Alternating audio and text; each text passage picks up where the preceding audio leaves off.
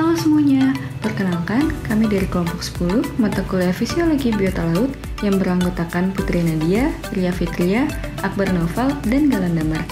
Pada video kali ini, kami akan menjelaskan mengenai mekanisme mekanoreseptor pada singa laut. Selamat menonton! Perkenalkan, saya Putri Nadia Zahra. Perkenalkan, nama saya Galan Damar Haji. Perkenalkan, nama saya Ria Fitria. Halo, perkenalkan nama saya Akbar Noval Burhanuddin Ramadan.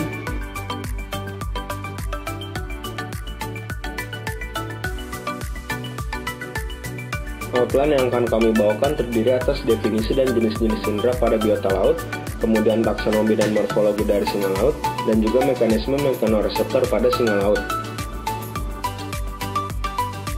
Reseptor merupakan sel atau organ yang dapat mendeteksi rangsangan yang datang dari dalam atau luar tubuh, kemudian akan memberikan respon ke otak sehingga menimbulkan sebuah persepsi seperti warna, bau, suara, dan rasa.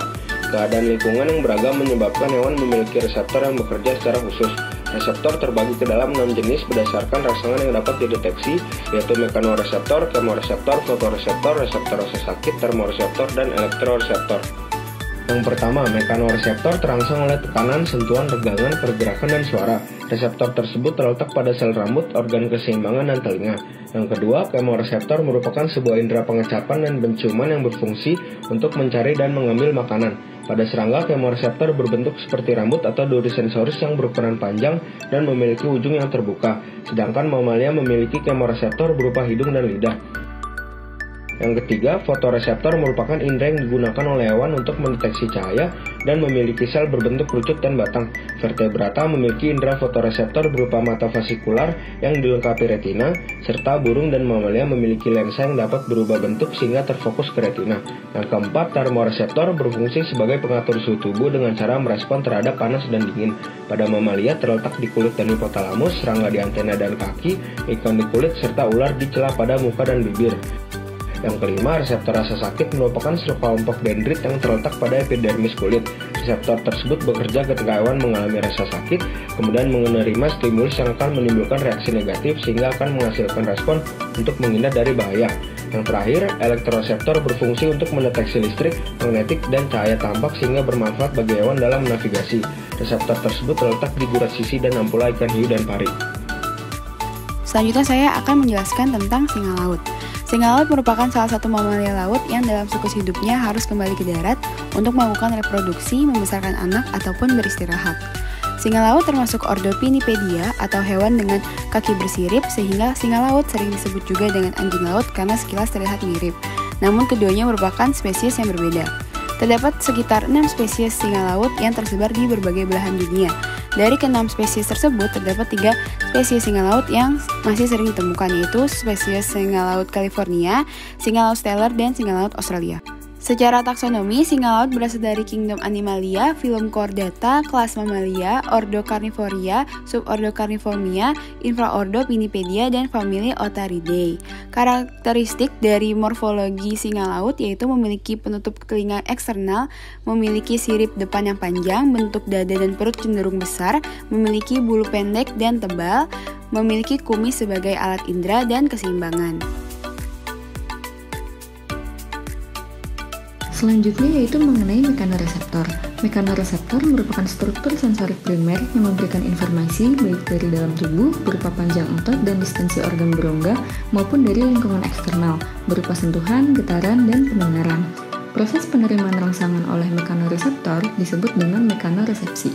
Secara sederhana, mekanisme mekanoresepsi yaitu diawali dengan jalur ion Na+ pada membran mekanoreseptor masih dalam keadaan tertutup. Kemudian, rangsangan mekanik yang menekan reseptor menyebabkan membran mekanoreseptor meregang. Peregangan tersebut menyebabkan perubahan konformasi protein penyusun jalur ion Na+ sehingga terjadi depolarisasi mekanoreseptor. Sebelum masuk mengenai penjelasan mekanisme mekanoreseptor pada singa laut, yuk kita nonton video berikut ini. But once they've closed in, they rely on something akin to a sixth sense to actually catch their meal. Their whiskers, or vibrissa, are composed of keratin and full of nerve fibers that run deep into the connective tissue of their face. Sea lions have full directional control over these whiskers, which can lie flat against their face or stick out at a 90-degree angle. When properly tuned, these whiskers can sense the slim trails of moving water that fish leave in their wake, and they're precise enough to let blindfolded sea lions tell the difference between objects less than 2 centimeters different in size. With these tools, a healthy sea lion can catch generous helpings of fish such as anchovy, mackerel, and squid on every outing. Oke, dari penjelasan video tadi, singa laut memiliki vibrissae atau rambut sensorik pada sekitar mulut singa laut.